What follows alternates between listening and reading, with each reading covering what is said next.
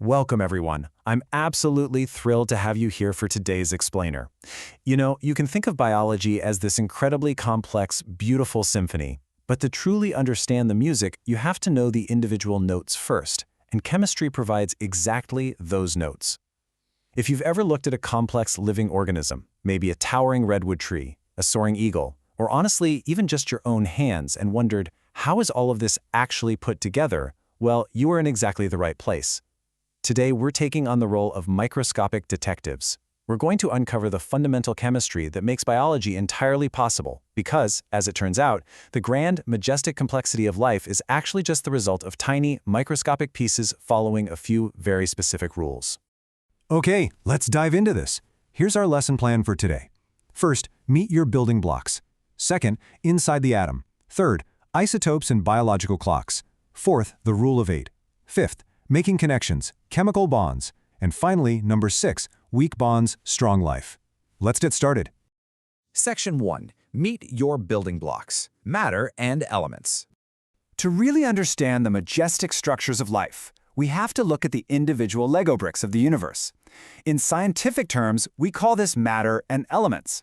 When we compare the abundance of certain elements in humans versus the Earth's crust and the atmosphere, something amazing stands out. I want to highlight what we call the big 4 elements: oxygen, carbon, hydrogen, and nitrogen. Together, these 4 elements make up about 96% of your body. But if you look at the Earth's crust and atmosphere, carbon and hydrogen are shockingly rare. They're often just trace amounts. So why is that? It's because life is highly selective. It pulled together the specific Lego bricks that are best at building complex, versatile structures. Section 2. Inside the atom. Subatomic particles. So we know the elements, but what happens when we look at the actual individuals that make up these elemental Lego bricks? Every single atom is made up of a combination of subatomic particles, and I want you to think of them like characters with totally distinct personalities. In the dense center, the nucleus, we have our protons and neutrons. Protons carry a positive charge and basically act as the ID card of the atom. The number of protons defines the element's entire identity. 6 protons, you're carbon. Always. Neutrons just sit right there with them, carrying mass but absolutely no charge. But zooming around the outside in distinct energy levels, or shells, are the electrons. They have a negative charge and almost zero mass. They're the social butterflies of the atom. While the protons determine who the atom is, these tiny orbiting electrons in their energy shells determine exactly how the atom behaves when it meets other atoms. Let me pause here for a second to ask you a mind-blowing question. The nucleus of an atom is incredibly tiny compared to the wide electron orbits. An atom is overwhelmingly, like greater than 99%, empty space. Since you're made of atoms and your desk is made of atoms, you are basically both empty space. So why doesn't your hand just pass straight through your desk when you lean on it? It's a fascinating thought, right? The answer is electromagnetism. Negative charges repel each other. This is a fundamental law of physics scaling all the way up to our everyday lives. The physical solidity you feel in the macro world, the hard wood of your desk, the keys on your keyboard, is actually just the microscopic repulsion of negative electron clouds pushing against each other. You aren't actually touching anything. Your electrons are simply refusing to overlap with the desk's electrons. Section 3. Isotopes and biological clocks. Carbon-14 decay. We know protons dictate identity.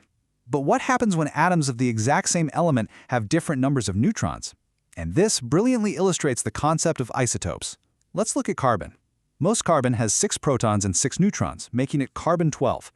But cosmic rays in our atmosphere are constantly creating carbon-14, which has 8 neutrons. That extra baggage makes it slightly unstable. Now, while you're alive, you eat and breathe, keeping your ratio of carbon-14 exactly the same as the atmosphere. But the second an organism dies, the clock starts ticking. That unstable carbon-14 slowly decays into nitrogen-14 through a process called beta decay, releasing a tiny bit of energy. It takes exactly 5,730 years for half of the carbon-14 to disappear. That's its half-life. By measuring what's left, scientists can accurately date ancient fossils, like a pygmy mammoth, or the linen wrappings of an ancient Egyptian mummy, up to about 50,000 years old. It's quite literally a biological clock embedded right into the tissue. Section 4. The rule of 8. Energetic nirvana. We're going to shift our narrative here just a bit. We've talked about the identities and masses of atoms, but now we need to talk about their social desires. What do they actually want? So the crucial point is the octet rule. Atoms are constantly seeking a state of energetic nirvana, the lowest possible energy state. And for almost all the elements important to life, that nirvana is achieved when they have exactly 8 electrons in their outermost shell, also known as the valence shell. Think of the noble gases on the far right of the periodic table, like neon. They already have 8 valence electrons. They're completely stable, independent, and unreactive. They're the cool kids sitting alone. Every other atom is looking at them, desperately wanting to get to that magic number 8 so they can just relax too. And this very desperation is the entire reason chemical reactions happen in the first place. Section 5. Making connections. Chemical bonds. Since most atoms don't naturally have 8 electrons in their outer shell, how do they get there? Well, they have to form relationships. These atomic relationships come in 2 main flavors, ionic and covalent bonds. In an ionic bond, it's a pretty extreme transaction. One atom literally steals an electron from another. For example, sodium has 1 extra electron and chlorine is missing 1. Sodium donates its electron, becoming a positively charged ion, while chlorine becomes negatively charged. Opposites attract, and boom, you have table salt. These ions form crucial electrolytes that literally allow your nerves to conduct electricity. On the other side, we have covalent bonds. This is cooperative sharing.